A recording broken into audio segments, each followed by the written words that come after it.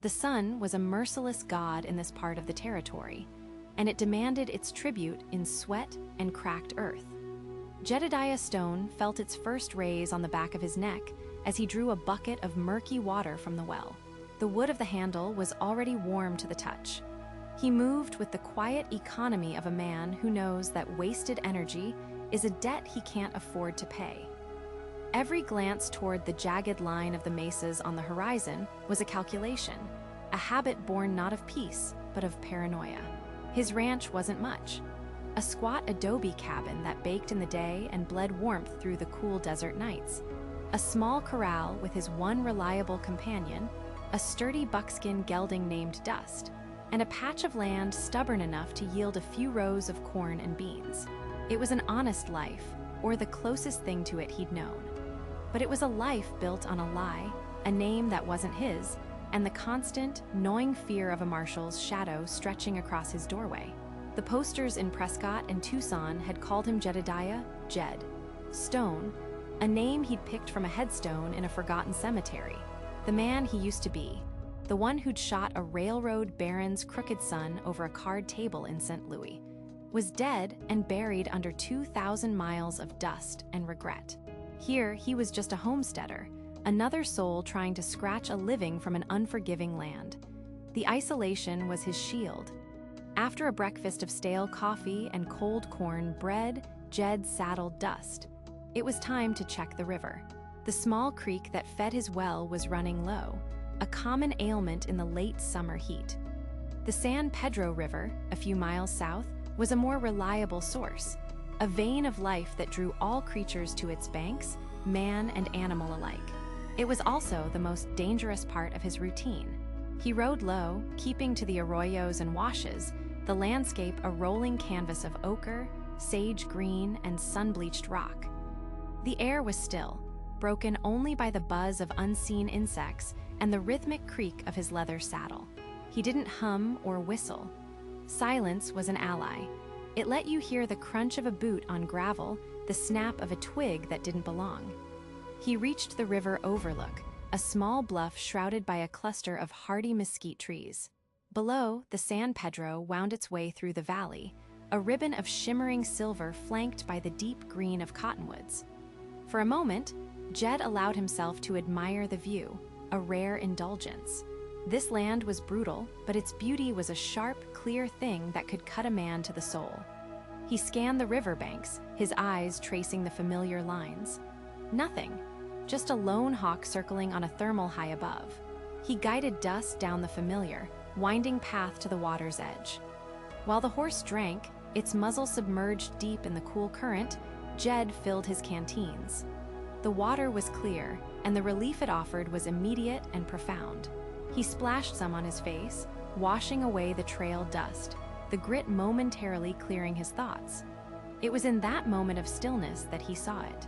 Downstream, where the river curved sharply around a thicket of reeds and fallen logs, there was a splash of color that was jarringly out of place. A patch of deep crimson, stark against the pale brown of the muddy bank. It wasn't the hide of a deer or the plumage of a bird. It was the color of fresh blood. Instinct took over. His hand went to the Colt Peacemaker holstered on his hip, the worn grip of familiar comfort. He pulled Dust back from the water, his movements slow and deliberate, his eyes locked on the spot. He was a man who had survived by assuming the worst, and the worst was usually another man. He tethered Dust to a cottonwood, whispering a soft word to the horse, and began to move on foot. He stayed low, using the reeds and boulders for cover, the soft river mud muffling his footsteps. The coppery scent of blood grew stronger, sharp and metallic in the dry air. As he rounded the bend, the scene unfolded before him, and his breath caught in his chest. Half-slumped against a waterlogged tree trunk was a man, an Apache. He was lean and powerful, his skin the color of burnished copper, his long black hair matted with sweat and mud. He wore only a breechcloth and worn leather moccasins. A broken arrow shaft protruded from his side, just below the ribs, the fletching stained dark. A deep, ragged gash ran along his thigh, the source of the crimson stain on the bank. He was alive, but barely. His chest rose and fell in shallow, ragged breaths. Jed's mind raced, a frantic collision of self-preservation and something else, something he hadn't felt in a long time. This was trouble of a kind he couldn't shoot his way out of. The Apache were at war, not just with the cavalry, but with anyone who encroached on their land. To be found here, with a wounded warrior, was a death sentence. The logical thing, the safe thing, was to back away slowly, disappear back into the hills, and pretend he'd seen nothing. He started to do just that, his body tensing to retreat. But then the warrior's eyes flickered open. They were black, bottomless, and filled not with fear, but with a defiant, burning hatred. The man's hand twitched, reaching for a knife that lay just beyond his grasp in the mud. They stared at each other across the few feet of space that separated them. In that moment, Jed didn't see an Apache. He saw a man cornered, wounded, and ready to fight to his last breath. He saw a reflection of himself. He knew that look. He had worn it himself in a smoky backroom in St. Louis. A choice had to be made, right here, right now. His past screamed at him to run, to save himself, to maintain the fragile peace he had built. But the sight of the man, bleeding out on the muddy bank, stirred a conscience he thought long dead. Slowly, deliberately, Jed raised his empty hands, palms forward. He took a step closer. The warrior's eyes narrowed, tracking his every move. The air was thick with tension, a silent negotiation of intent. Jed gestured toward the wound in the man's side, his expression grim. He didn't have much. No bandages, no medicine. Just the water in his canteens and the clothes on his back. Without breaking eye contact, Jed holstered his Colt. It was an act of trust he couldn't afford, yet one he felt compelled to make. He knelt, grabbed the hem of his own dusty cotton shirt, one of only two he owned, and with a grunt of effort, ripped a long, wide strip from the bottom. The sound of tearing fabric was unnaturally loud in the river's silence. The Apache watched him, his face a stoic mask, but Jed saw a flicker of something in his eyes, confusion, perhaps, or a grudging respect. Jed shuffled forward on his knees, holding the makeshift bandage. He pointed to the wound again, a silent question. For a long moment, the warrior didn't move. Then, with an almost imperceptible nod, he relented. Jed moved carefully, his hands steady despite the tremor he felt inside. The wound was ugly, the flesh torn and swollen around the broken arrow. He knew better than to try and pull it out. All he could do was try to stop the bleeding. He folded the cloth into a thick pad and pressed it firmly against the gash on the man's thigh. The warrior let out a sharp hiss of pain through his teeth, his body going rigid, but he did not cry out. Jed then took the remaining length of the strip and wrapped it tightly around the man's torso, securing another piece of cloth over the arrow wound, creating a pressure bandage to staunch the flow of blood. His work was clumsy, but it was the best he could do. When he was finished, he sat back on his heels, his hands stained with the stranger's blood. He uncorked one of his canteens and offered it. The warrior hesitated for a second before taking it, his movements slow and pained. He drank deeply, the water spilling down his chin. Jed knew he couldn't take him back to the cabin. It was too risky for them both. But he couldn't leave him here, exposed on the riverbank. With gestures, Jed indicated the shade of the cottonwood grove a few yards away. The warrior understood. Leaning heavily on Jed, the Apache struggled to his feet, a low groan escaping his lips. The short walk was an agonizing effort, and by the time they reached the trees, the warrior was slick with fresh sweat. Jed eased him down so his back rested against a thick trunk. He placed the half-full canteen and the warrior's knife within his reach. There was nothing more he could do. No words were exchanged. None were needed. Jed looked at the man one last time, meeting his dark, unreadable gaze. He gave a slight nod, then turned and walked away without looking back. He rode home faster than he should have, his mind a whirlwind of second guesses. The torn edge of his shirt flapped against his skin, a cold reminder of the line he had crossed. The solitude of his ranch, once a comfort, now felt like a vulnerability. He had left a witness. He had interfered. He had invited the unknown into his carefully constructed world.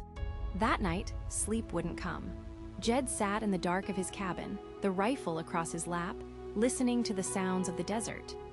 Every coyote's howl, every rustle of the wind in the scrub brush sounded like a footstep.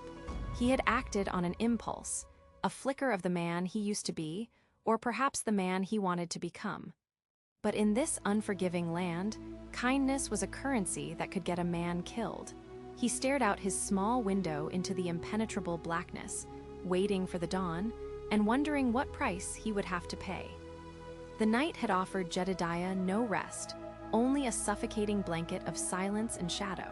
He sat bolted upright in his chair, the heavy Winchester rifle laid across his lap, its cool metal a grim comfort.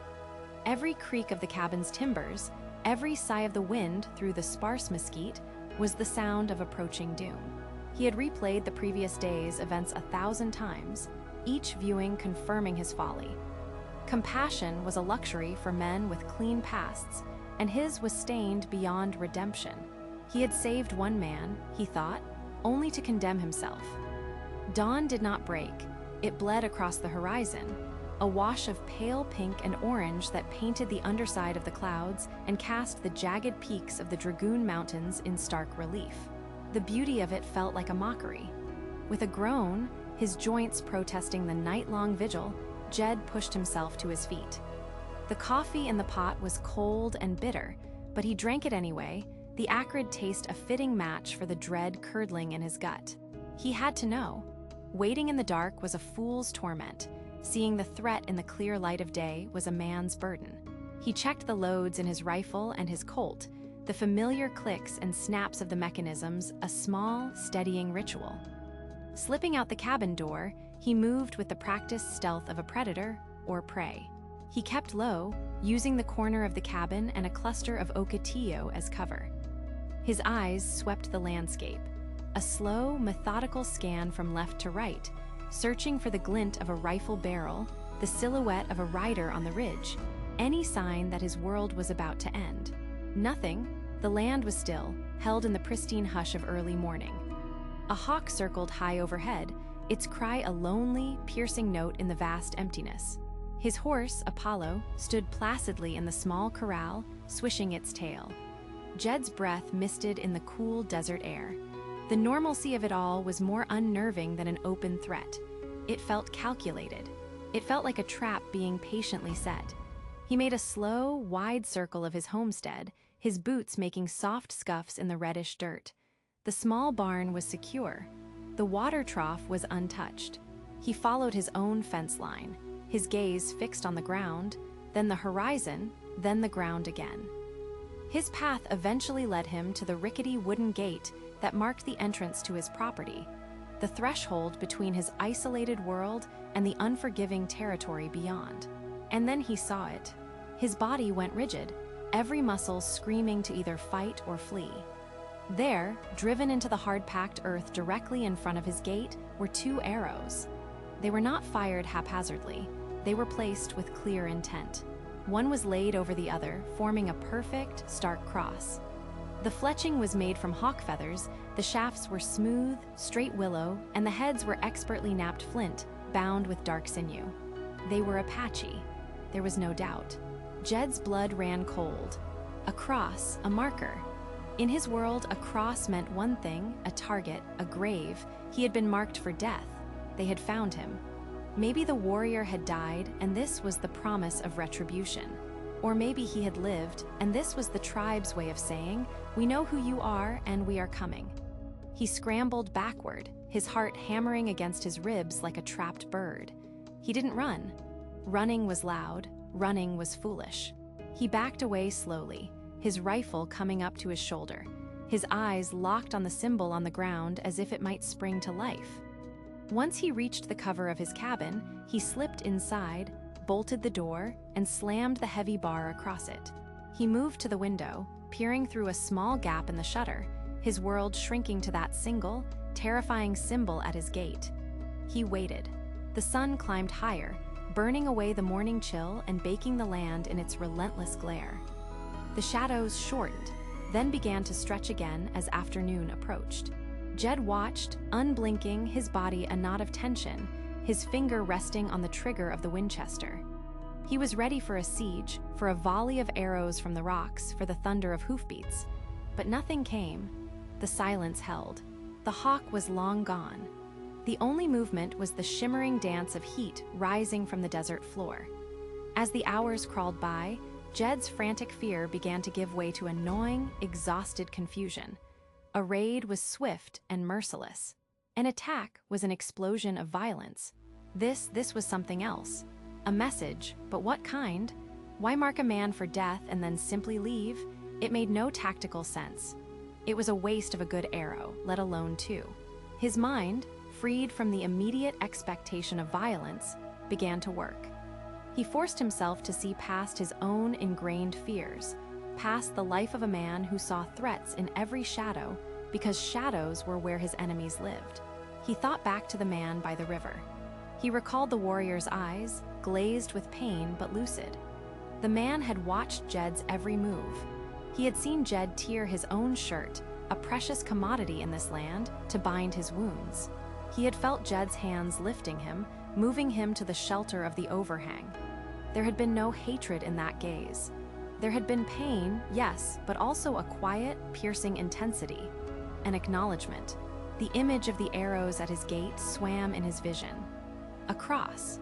To Jed, a white man raised on Bible stories he barely remembered, it was a symbol of sacrifice, of death. But the Apache were not white men. Their world was not his world. What could it mean to them? He had seen symbols like it before, scratched into rocks and painted on pottery shards he'd occasionally found. 4 points reaching out. He'd heard a prospector once talk about the Apache belief in the 4 directions, a sacred concept representing balance, the shape of the world, a place of harmony. Could it be? It seemed too abstract, too peaceful. Then another thought struck him, so simple and yet so profound it felt like a physical impact. The cross wasn't just a symbol, it was a barrier. It was a line drawn in the sand. The arrows weren't pointing at his cabin, they were guarding it. They were intersecting, forming a boundary. A sign meant not for him, but for others. A warning or a ward. The realization washed over him, not in a sudden flash, but in a slow, rising tide that pushed back the years of paranoia. It wasn't a threat, it was a shield. The warrior had lived. He had returned to his people and told them what had happened. He had told them of the solitary man who, instead of leaving him to die or putting a bullet in his head, had shown him mercy. And his people, in return, had left a sign. A sign that said this place, and the man within it, were not to be harmed. That a debt had been paid with kindness, and a boundary of protection was now drawn around him. The immense weight on Jed's shoulders, the weight he had carried since he first rode away from the law, began to dissolve. For the first time in years, the crushing vice of his self-imposed isolation loosened its grip. He had spent so long building walls to keep the world out, he never imagined an act of tearing something down, his own shirt, could build a bridge. Slowly, deliberately, Jedediah laid the Winchester on the table. He unbolted the door and slid the heavy bar away. He stepped out into the bright, late afternoon sun, blinking against the light. He was unarmed. For the first time in as long as he could remember, he felt no need to be. He walked to the gate, his steps no longer furtive and cautious, but steady and sure. He knelt beside the crossed arrows. He looked at them not as a threat, but as a covenant. A silent promise exchanged across a vast cultural divide. He reached out and gently touched the smooth shaft of one of the arrows, his calloused fingers tracing the sinew bindings. Looking up, he gazed out at the vast, rugged landscape that had for so long been his prison. The sun was dipping toward the mountains, setting the sky ablaze with fiery color. He was still alone, but he was no longer isolated. The silence was no longer filled with menace, but with a profound, resonant peace. He gave a slow, almost imperceptible nod towards the distant river, an acknowledgement of the acknowledgement. A shared understanding that needed no words. His past was not erased, but his future was no longer a foregone conclusion. Here, at the edge of the wilderness, at a gate marked by a cross of arrows, the outlaw Jedediah Stone had finally found a home.